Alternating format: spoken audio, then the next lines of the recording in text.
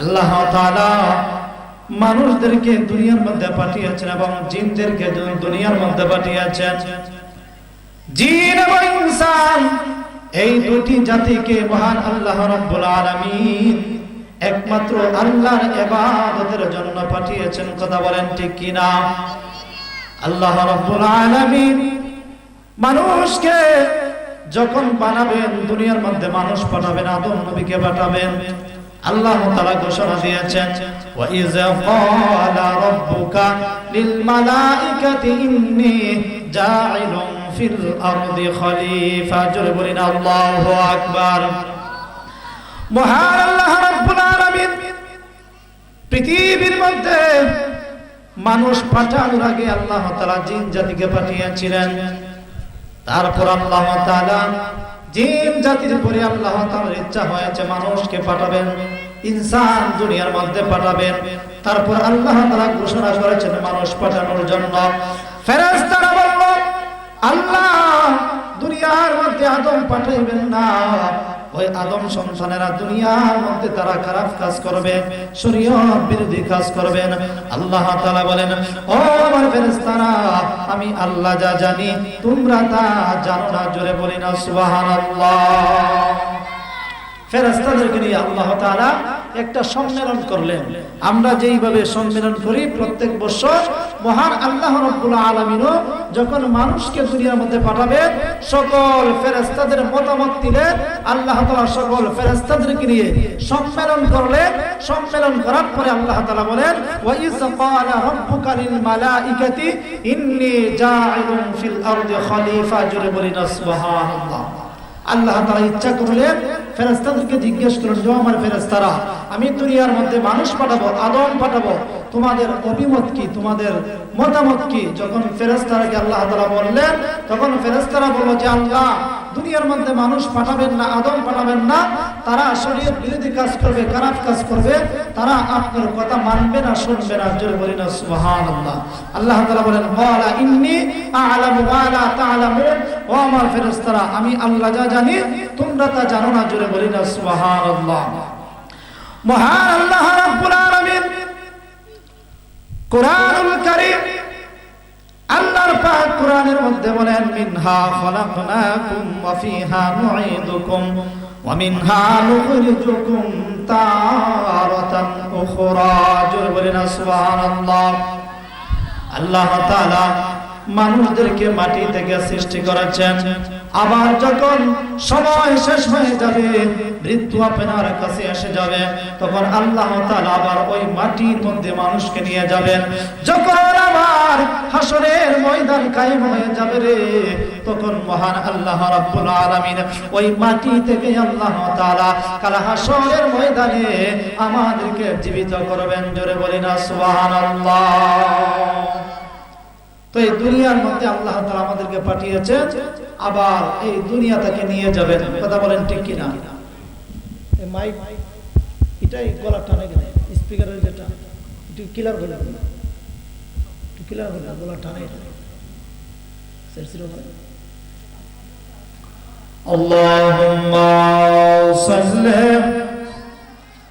সাইয়্যিদিনা মাওলানা মুহাম্মদ ওয়া আলা আলিহি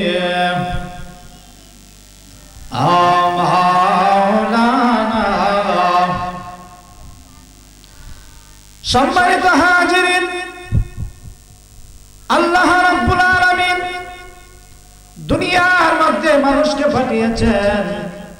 আবার যখন সময় শেষ হয়ে যাবে, আবার যখন সময় শেষ হয়ে যাবে, আবার এই দুনিয়া থেকে মানুষকে উঠিয়ে নিয়ে যাবেন। একটা মানুষের যখন মরণের সময় এসে যায়, একদিন নয়, 2 দিন নয়, 40 দিন আগে তার মরণের সমন জারি হয়ে যায়। জোরে বলি না সুবহানাল্লাহ।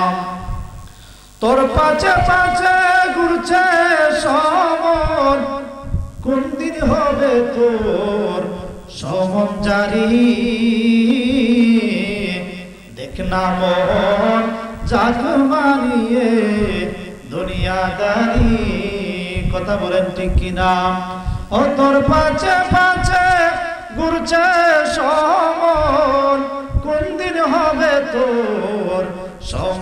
বাড়ি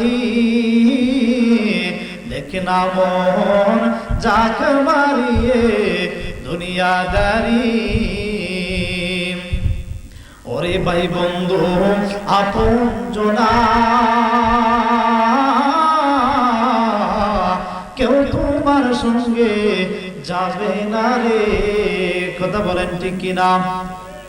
বাবা মারা গেলে পরে ছেলে কিন্তু সাথে যায় না, ছেলে মারা গেলে পরে বাবা কিন্তু সাথে যায় না, মা মারা গেলে পরে মেয়ে কিন্তু সাথে যায় না। আপনার সঙ্গে কেহ হবে না, আপনার সাথী কে হবে না। আপনি যখন মারা যাবেন, মারা যাওয়ার পরে আপনার নিচের মধ্যে যে বিছানাটা ছিল আপনার ছেলে সন্তান এই বিছানার মাঝে ধরবে না। কথা বলেন ঠিক কিনা? ওরে ভাই বন্ধু আপন জনা কেউ তোমার সঙ্গে যাবে না রে। ও তুই কালি হাতে একা পথে, কালি হাতে একা পথে যাইতে হবে মনোবেরি দেখনা মন যাক মারিয়ে দুনিয়াদারি।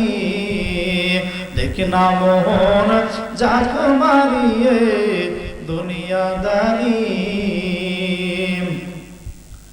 আল্লাহ রাব্বুল আলামিন এমন একটি সিস্টেম করে দিয়েছেন, এমন একটি নিয়ম করে দিয়েছেন।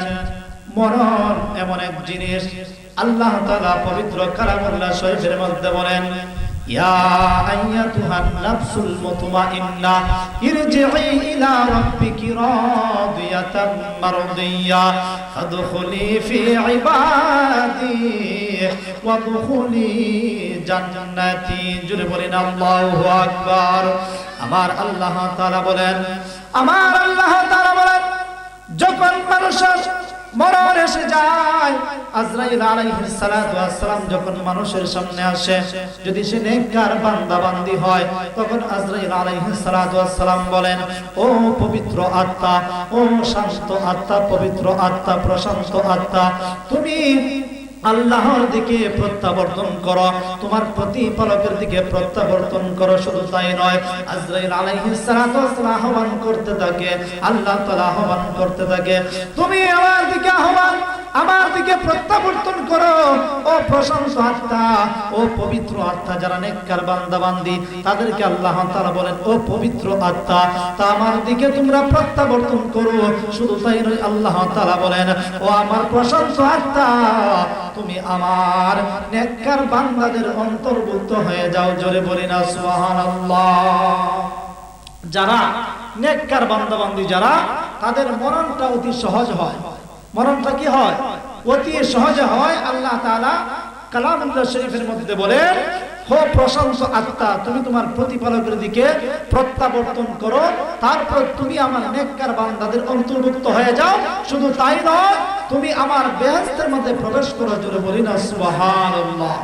আল্লাহুম্মা সাল্লি সাইয়্যিদিনা মাওলানা মুহাম্মাদ ওয়া আলা আলিহি মাওলানা। গভীর মনোযোগ। মহান আল্লাহ রাব্বুল আলামিন মরণকে এমন কঠিন করেছেন, এমন ভয়ানক করেছেন, মরণের কথা শুনলে পরে সাহাবীরা কান্না করত, বাচ্চা মানুষের মতন চিৎকার করে কান্না করত। মহান আল্লাহ রাব্বুল আলামিন মরণকে যখন সৃষ্টি করেন, সকল ফেরেশতাদেরকে বললেন, তোমরা কাতার হয়ে দাঁড়িয়ে যাও। কাতার হয়ে দাঁড়িয়ে গেলেন, সকল ফেরেশতারা কাতার হয়ে দাঁড়িয়ে গেলেন। আল্লাহ তাআলা বলেন, জিবরাইল, আজরাইল, তোমরাও কাতার হয়ে দাঁড়িয়ে যাও। সকল ফেরেশতারা কাতার হয়ে দাঁড়িয়ে গেলেন। আল্লাহ তাআলা এই মরণটাকে একটা রূপ দিলেন, একটা নমুনা দিলেন। একটা নমুনা দেওয়ার পরে আল্লাহ তাআলা এই মরণকে আল্লাহ তাআলা একটা নয়, দুইটা নয়, 100টা আবরণ দিয়ে আল্লাহ তাআলা মরণটাকে ফেরেশতাদের সামনে হাজির করলেন। জোরে বলি না সুবহানাল্লাহ। কয়টা আবরণ দিলেন? 100টা আবরণ দিলেন। কয়টা আবরণ দিয়েছে? 100টা আবরণ দিয়েছে।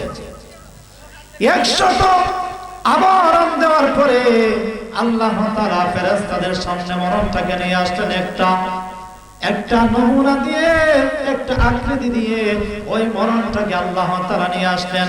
আসার পরে একটা একটা করে ওই আবরণগুলি আল্লাহ তাআলা খুলে দিলেন। ওই মরণের আবরণগুলি খুলে দেওয়ার পরে আজরাইল আলাইহিস সালাতু ওয়াস সালাম থেকে শুরু করে যত ফেরেশতা রয়েছে ওই মরণের ভয়ানক রূপ দেখে সকল ফেরেশতারা অজ্ঞান হয়ে পড়ে গেল। জোরে বলি না সুবহানাল্লাহ। সকল ফেরেশতারা মরণের যে একটা আকৃতি, মরণের যে একটা রূপ, ওই রূপ থেকে, ভয়ানক আকৃতি দেখে আজরাইল আলাইহিস সালাতু ওয়াস সালাম পর্যন্ত মরণকে ভয় করে আজরাইল আলাইহিস সালাতু ওয়াস সালাম সহ সকল ফেরেশতারা অজ্ঞান হয়ে পড়ে গেল। জোরে বলি না সুবহানাল্লাহ। তাহলে বুঝেন, যেই আজরাইল মানুষকে সে জান কবজ করে, ওই আজরাইল আলাইহিস সালাতু ওয়াস সালাম মরণের রূপ দেখে, ভয়ঙ্কর রূপ দেখে আজরাইল আলাইহিস সালাতু ওয়াস সালাম অজ্ঞান হয়ে গেল। তাহলে বুঝেন, আমরা সাধারণ মানুষ, আমরা যখন মরণের রূপ দেখব আমাদের অবস্থা কিরকম হবে? কথা বলেন ঠিক কিনা? আমার মরণের কতদিন বাকি আমি জানিলাম না গো আল্লাহ, মরণের কতদিন বাকি। আপনারা জানেননি কোন সময় মরবেন, কোন দিন মরবেন?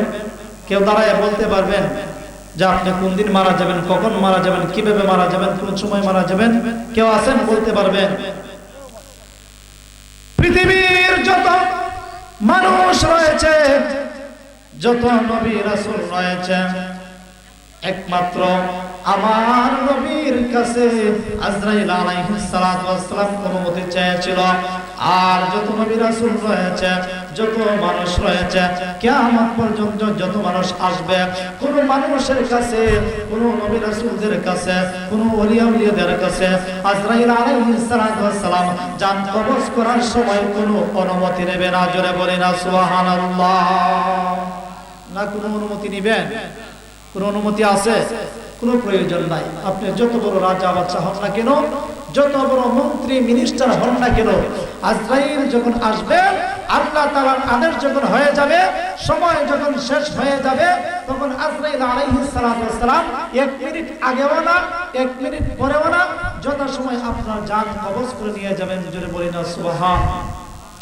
আমার মরণের কতদিন বাকি আমি জানিলাম না গো আল্লাহ, মরণের কত,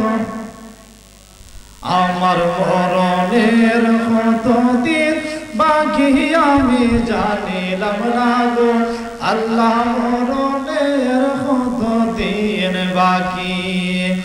আয় 40 দিন আগে বাইরে মৌতের নিশানি, 40 দিনের আগে বাইরে মৌতের নিশানি, জমদে বান্দা নিব চলতে দিয়া আমি জানিলাম না গো আল্লাহ, মরণের কতদিন বাকি, আমার মরণের কতদিন বাকি আমি জানিলাম না গো আল্লাহ, মরণের কতদিন বাকি। আল্লাহুম্মা সাল্লি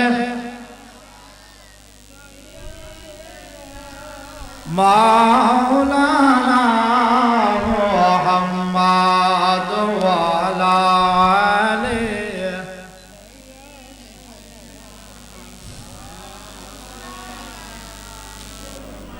আল্লাহুম্মা সাল্লি সাইয়্যিদিনা মাওলানা মুহাম্মাদ ওয়া আলা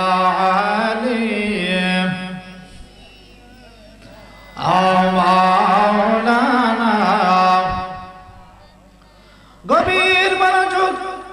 মহান আল্লাহ রাব্বুল আলামিন এই মরণকে এমন ভাবে আল্লাহ তাআলা তৈরি করেছেন, আল্লাহর রাসূল বলেন মানুষের সামনে যখন আজরাইল আলাইহিস সালাতু ওয়াস সালাম আসেন, আসার পরে সে যদি নেককার বান্দা বান্দি হয় তার জানটা এমন ভাবে কবজ করবেন, মা যেভাবে সন্তানকে দুধ পান করায় সন্তানের কোনো কষ্ট হয় না, দুধ পান করতে করতে ঘুমিয়ে যায় যারা নেককার বান্দা বান্দি, আজরাইল আলাইহিস সালাতু ওয়াস সালাম ওইভাবে তাদের জান কবজ করে নিয়ে যাবেন। জোরে বলি না সুবহানাল্লাহ। আল্লাহর রাসূল বলেন যারা বদকার আল্লাহর বান্দা বান্দি, যারা নামাজ পড়ে নাই, রোজা রাখে নাই, সুদ খেয়েছে, ঘুষ খেয়েছে, তাদের জানটা এমন ভাবে কবজ করা হবে একটা জীবন্ত উটকে 70 বার জীবন্ত অবস্থায় তার চামড়া ছিলাইলে পরে যে কষ্ট হয় তার চেয়ে আরো বেশি কষ্ট হবে একজন বদকার বান্দা বান্দির জান কবজ করতে। জোরে বলি না নাউযুবিল্লাহ। তাহলে বুঝেন মরণের কত কষ্ট। আল্লাহর রাসূল সাল্লাল্লাহু আলাইহি ওয়াসাল্লামের সামনে যখন আজরাইল আলাইহিস সালাতু ওয়াস সালাম আসলেন, আসার পরে আজরাইল আলাইহিস সালাতু ওয়াস সালাম বলেন, ইয়া রাসূলুল্লাহ, ইয়া হাবিবাল্লাহ, নবী গো, আল্লাহ তাআলা আপনার সামনে আমাকে পাঠিয়েছেন আপনার রূহ মুবারক কবজ করার জন্য। আপনি যদি অনুমতি দেন আপনার রূহ কবজ করব, রূহ নিয়ে যাব। আর যদি আপনি দুনিয়ার মাঝে থাকতে চান, থাকার ইচ্ছা হয়, আপনি দুনিয়ার মধ্যে থাকতে পারেন। জোরে বলি না সুবহানাল্লাহ। তো আমাদের সামনে কি আজরাইল আলাইহিস সালাম বলবেন যে মেম্বার সাহেব আপনার রূহ নেওয়ার জন্য আসছি, যদি অনুমতি দেন নিয়ে যাব, আর যদি অনুমতি না দেন তাহলে আপনি দুনিয়ার মাঝে থাকতে পারবেন? একথা বলবে? বলবে না, বলার কোনো সুযোগ নাই। গভীর মনোযোগ। আল্লাহর রাসূল সাল্লাল্লাহু আলাইহি ওয়াসাল্লাম আজরাইল আলাইহিস সালাতু ওয়াস সালামকে অনুমতি দিলেন। অনুমতি দেওয়ার পরে আজরাইল আলাইহিস সালাতু ওয়াস সালামের ডান হাত মুবারক আল্লাহর রাসূলের সিনা মুবারকের মধ্যে রাখলেন। রাখার পরে আল্লাহর রাসূল হাদিস শরীফের মধ্যে বলেন, এই আজরাইল, আমার বুকের মধ্যে কি রেখেছো রে আজরাইল? আজরাইল বলেন, ইয়া রাসূলুল্লাহ, ইয়া হাবিবাল্লাহ, নবী গো, আপনার বুকের মধ্যে আমার হাত রেখেছি। আল্লাহর রাসূল বলেন, আজরাইল, তুমি বলেছো তোমার হাত রেখেছো, আমার রাসূল আমি অনুভব করতেছি আমার বুকের মধ্যে যেন তুমি উহুদ পাহাড়টা চাপিয়ে দিয়েছো। জোরে বলি না সুবহানাল্লাহ। সেই জন্য আল্লাহর রাসূলের থেকে আমাদের শিক্ষা দেওয়া উচিত। আল্লাহর রাসূল যদি বলেন আমার বুকের উপরে উহুদ পাহাড়টা চাপিয়ে দিয়েছো, তাহলে আমাদের অবস্থা কেমন হবে? কথা বলেন ঠিক কিনা? জীবনের মরণের গ্যারান্টি আছে, জীবনের কোনো গ্যারান্টি নাই। কথা বলেন ঠিক কিনা?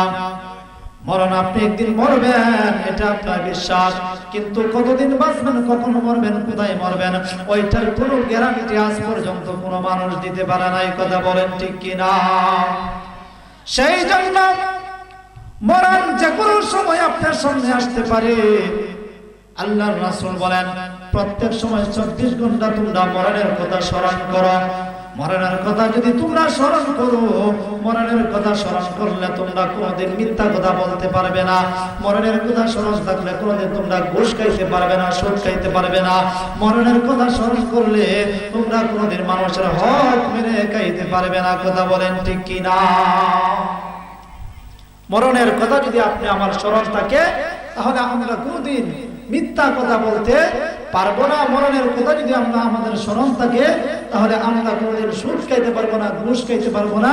সুদ ঘুষ খেয়ে যদি আপনি ইবাদত বন্দেগী করেন, ওই ইবাদত বন্দেগী আল্লাহর দরবারে কবুল হবে না। কথা বলেন ঠিক কিনা? না কবুল হবে? কবুল হবে না। সম্মানিত হাজিরিন, মরণ এমন এক ভয়ানক জিনিস। যখন আজরাইল আসে, আজরাইলকে দেখে আপনার রূহটা 32টা রগে রগে লুকাইতে থাকে। ওই রূহটা এমন ভাবে লুকায়, একবার পায়ের দিকে চলে যায়, একবার মাথার দিকে চলে যায়, একবার হাতের দিকে চলে যায়, একবার পায়ের দিকে চলে যায়। ওইভাবে চটপট করতে থাকে রূহ। আল্লাহর রাসূল বলেন ওই রূহটা যখন নেককার বান্দা বান্দির রূহ হয়, আল্লাহর রাসূল বলেন ওই রূহটাকে আজরাইল আলাইহিস সালাতু ওয়াস সালাম সুস্বাগতম বলে অতি সহজে ওই রূহটাকে আজরাইল আলাইহিস সালাতু ওয়াস সালাম ধরে নিয়ে যান। জোরে বলি না সুবহানাল্লাহ। জীবনের কোনো গ্যারান্টি নাই, মরণের গ্যারান্টি আছে, এক সেকেন্ডের গ্যারান্টি নাই। আপনি কোন দিন মারা যাবেন, কখন মারা যাবেন, কি অবস্থায় মারা যাবেন, কোনো গ্যারান্টি নাই। হযরত সুলাইমান আলাইহিস সালাতু ওয়াস সালাম আল্লাহর একজন নবী ছিলেন। হযরত সুলাইমান আলাইহিস সালাতু ওয়াস সালামের সামনে আজরাইল আলাইহিস সালাতু ওয়াস সালাম ওনার রাজ দরবারে অনেক সময় এসে বসে থাকতেন। জোরে বলি না সুবহানাল্লাহ। সুলাইমান নবীর নাম শুনছেন নি? হযরত দাউদ আলাইহিস সালাতু ওয়াস সালামের ছেলে হচ্ছেন হযরতে সুলাইমান আলাইহিস সালাতু ওয়াস সালাম। উনি শুধু নবী ছিলেন না, উনি গোটা পৃথিবীর বাদশাহী আল্লাহ তাআলা তাকে দান করেছিলেন। জোরে বলি না সুবহানাল্লাহ। সুলাইমান আলাইহিস সালাতু ওয়াস সালাম গোটা পৃথিবীর বাদশা ছিলেন, শুধু নবী ছিলেন না, আল্লাহ তাআলা ওনাকে গোটা পৃথিবীর বাদশা বানিয়ে দিয়েছিলেন। ওনার যে সিংহাসনটা ছিল, যে রাজপ্রাসাদের সিংহাসন, ওই সিংহাসনটার আপনার দৈর্ঘ্য ছিল আপনার 6 মাইল লম্বা। জুড়ে বলি না সুবহানাল্লাহ। কয় মাইল লম্বা? 6 মাইল লম্বা। আর আমরা তো আজকে যদি সামান্য একটা চেয়ার পাইলে আমাদের উস্তা হয় না, কথা বলেন ঠিক কিনা? দ্বারা কাছে যাওয়া যায় না। যদি সামান্য একটা চেয়ার আমরা পাইলাই, দ্বারা কাছে যাওয়া যায় না, মানে 5 দিন 6 দিন লাগে তার সিরিয়াল রাখতে, কথা বলেন ঠিক কিনা?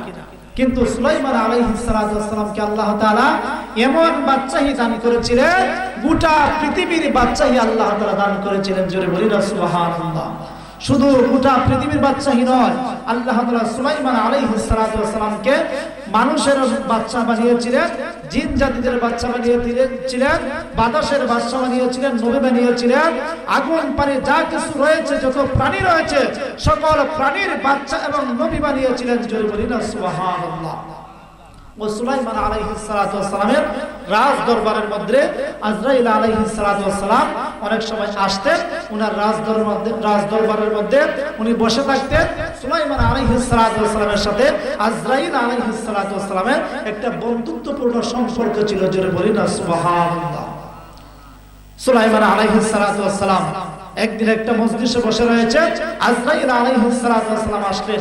আসার পরে ওই সুলাইমান নবীর রাজ দরবারের মধ্যে মজলিসের মধ্যে একটা যুবক বসে রয়েছে। আজরাইল আলাইহিস সালাতু ওয়াস সালাম মানুষের রূপ ধরে আসলেন। আসার সময় কেউ আজরাইলকে চিনে নাই, জানে নাই। আজরাইল আলাইহিস সালাতু ওয়াস সালাম ওই যুবকের দিকে তীক্ষ্ণ নজরে, ভয়ঙ্কর নজরে তাকিয়ে রয়েছেন। জোরে বলি না সুবহানাল্লাহ।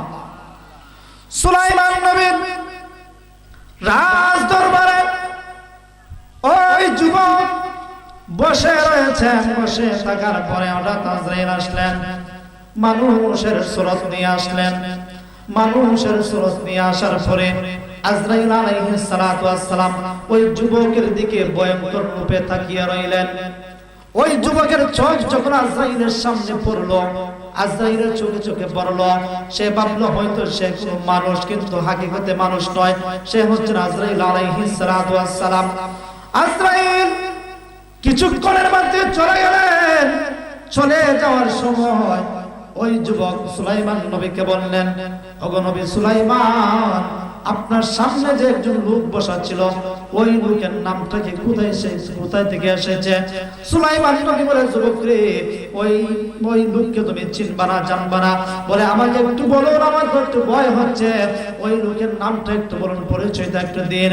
আজরাইল আলাইহিস সালাতু ওয়াস সালামের ভয়ঙ্কর রূপ দেখে ওই যুবকের মনের মধ্যে অশান্তি শুরু হয়ে গেল। জোরে বলি না সুবহানাল্লাহ। মানুষ যখন মারা যায়, মারা যাওয়ার আগে 2 দিন, 3 দিন, 4 দিন, অথবা মারা যাওয়ার ঘন্টা আগে মানুষের দেখবে একটু ফেরেশানি হয়, কথা বলেন ঠিক কিনা? সাকরাত হয়, সাকারাত হয়। ওই সাকরাতের যে একটা ভয়াবহতা, যারা মৃত ব্যক্তির সামনে থাকে তারা একটু অনুভব করতে পারে যে তার সাকরাতের যে বিছানাটা, সাকরাতের যে সময়টা, ওই সময়টা কতটুকু কষ্ট সে পায়, কথা বলেন ঠিক কিনা? সাকারাতের বিছানাতে কতই যন্ত্রণা, সাত সাগরের পানি দিলেও তৃষ্ণা মিটবে না, কথা বলেন ঠিক কিনা? সাকারাতের বিছানাতে বড়ই যন্ত্রণা, সাত সাগরের পানি দিলেও তৃষ্ণা মিটিবে না।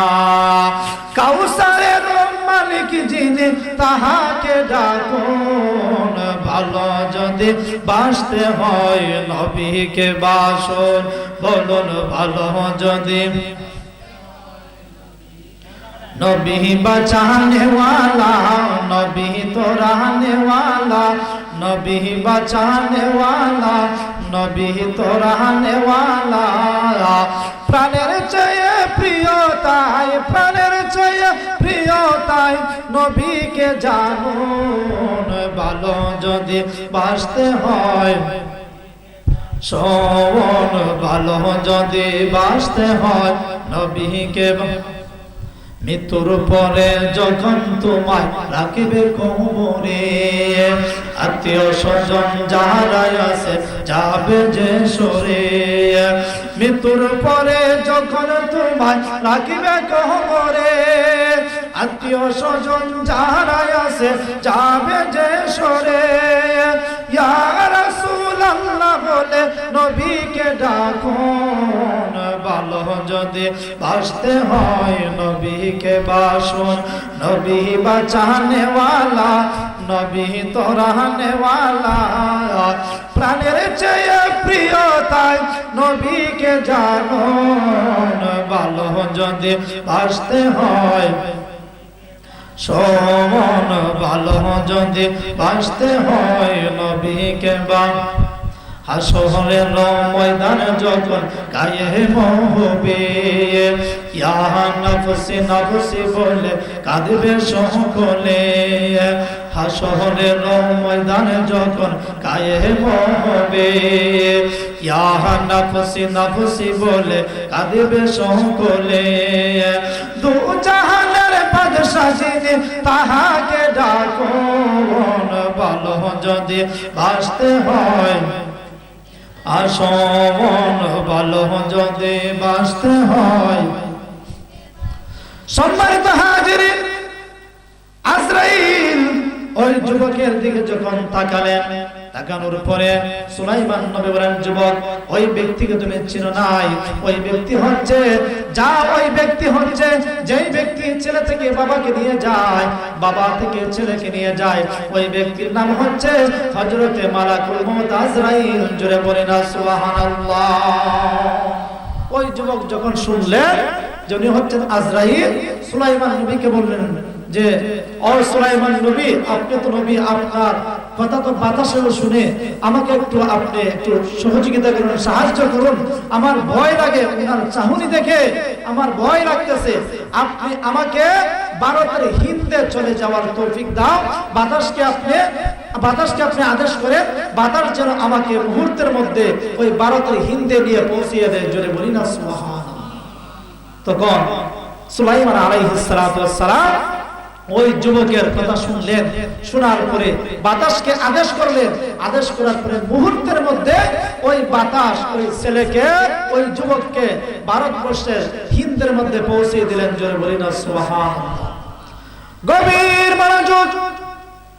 যখন ভারতবর্ষের হিন্দে যখন এই যুবক চলে গেল, চলে যাওয়ার পরে যখন বাতাস নিয়ে তাকে রাখলো, তাকে সাথে সাথে ওই যুবক দেখলেন যে ব্যক্তিকে সুলাইমান নবীর রাজ দরবারে দেখেছিলেন, ওই ব্যক্তিটাকে তার সামনে দেখা যায়। জোরে বলি না সুবহানাল্লাহ। ওই যুবক দেখে যে ব্যক্তিকে সুলাইমান নবীর রাজ দরবারে দেখেছিল, ওই ব্যক্তিটাই তার সামনে দাঁড়ানো। জোরে বলি না সুবহানাল্লাহ। গভীর মনোযোগ। সুলাইমান নবীর বাতাসে যখন ওই যুবককে হিন্দের মধ্যে পৌঁছিয়ে দিলেন, যুবক দেখেন যেই ব্যক্তিকে সুলাইমান নবীর রাজ দরবারে দেখেছিলেন, ওই ব্যক্তিরা তার সামনে দাঁড়ানো। সাথে সাথে ওই যুবকের জানটা আজরাইলে কবজ করে নিয়েছেন। জোরে বলি না সুবহানাল্লাহ। আজরাইল আলাইহিস সালাতু ওয়াস সালাম তার রূহটাকে নিয়ে নিলেন। নিয়ে নেওয়ার পরে কিছুক্ষণের মধ্যে আজরাইল আবার সুলাইমান নবীর রাজ দরবারে আসলেন। জোরে বলি না সুবহানাল্লাহ।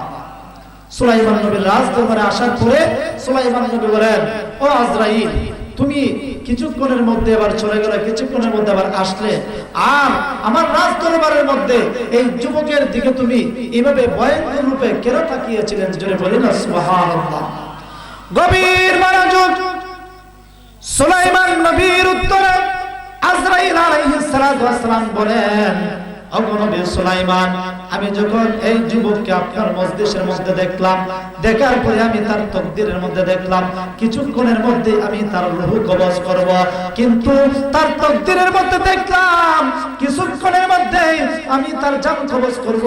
তার জানটা কবজ করব ওই সুলাইমান নবীর রাজদরবারে নয়, আপনার রাজদরবারে নয়, তার মরণটা লেখা রয়েছে ওই ভারতের হিন্দের মধ্যে। জোরে বলি না সুবহানাল্লাহ। আজরাইল বলেন, ওগো সুলাইমান নবী, আমি তাকে থেকে আশ্চর্য হয়ে গেলাম। আশ্চর্য হওয়ার পরে আমি মনে মনে ভাবলাম কিছুক্ষণের মধ্যে তার জান আমি কবজ করব। ওই ফিলিস্তিন থেকে সুলাইমান নবীর রাজ দরবার থেকে ওই হিন্দ অনেক অনেক দূরে, কয়েক মাসের রাস্তা, ওই রাস্তা পাড়ি দিয়ে কিছুক্ষণের মধ্যে ওই ছেলে কিভাবে হিন্দের মধ্যে যাবে ওইটা ভেবে আমি আশ্চর্য হয়ে ওই ছেলের দিকে তীক্ষ্ণ নজরে তাকিয়েছিলাম। জোরে বলি না সুবহানাল্লাহ।